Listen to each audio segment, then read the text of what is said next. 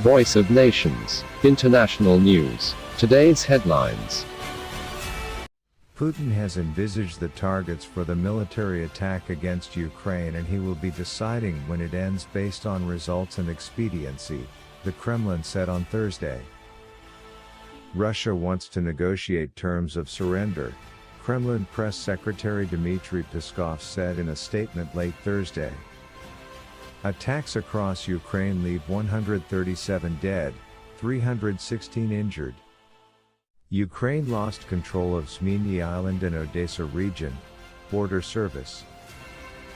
The Chernobyl nuclear power plant has been captured by Russian forces, an advisor to the Ukrainian presidential office, Mykhailo Podolyak, said on Thursday. U.S. President Joe Biden announced on Thursday a slew of new sanctions that would impose severe costs on the Russian economy, both immediately and over time. Russia will respond to expulsion of Russian diplomat from U.S.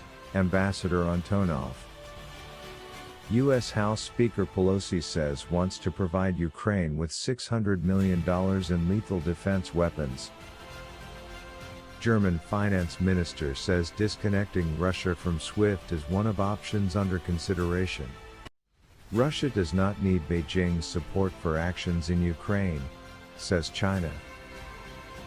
The Pakistan's PM in Moscow reaffirmed the importance of Pakistan's Stream gas pipeline as a flagship economic project between Pakistan and Russia, and also discussed cooperation on prospective energy-related projects. Taiwan's Air Force scrambled again on Thursday to warn away 9 Chinese aircraft that entered its air defense zone, Taiwan's defense ministry said. We're concerned over Tel Aviv's announced plans for expanding settlement activity in the occupied Golan Heights, which contradicts the provisions of the 1949 Geneva Convention.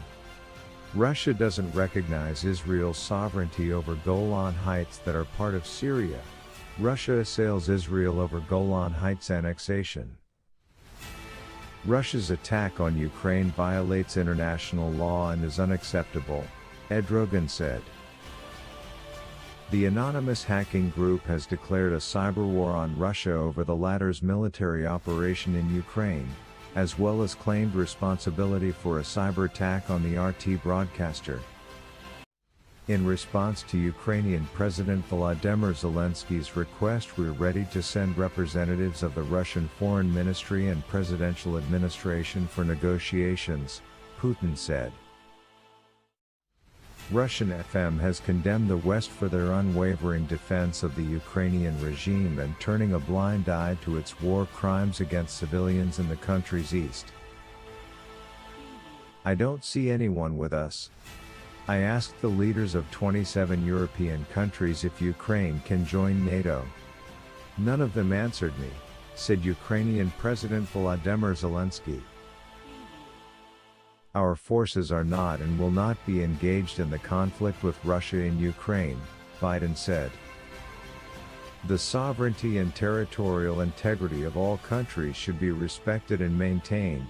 At the same time, we also see that the issue of Ukraine has its own complex and special historical merits, and we understand Russia's legitimate concerns on security issues, China's Ministry of Foreign Affairs spokesperson said Friday. UN Secretary-General on Thursday repeated his plea to Russian President, made the previous night, to halt the assault on Ukraine and withdraw his troops.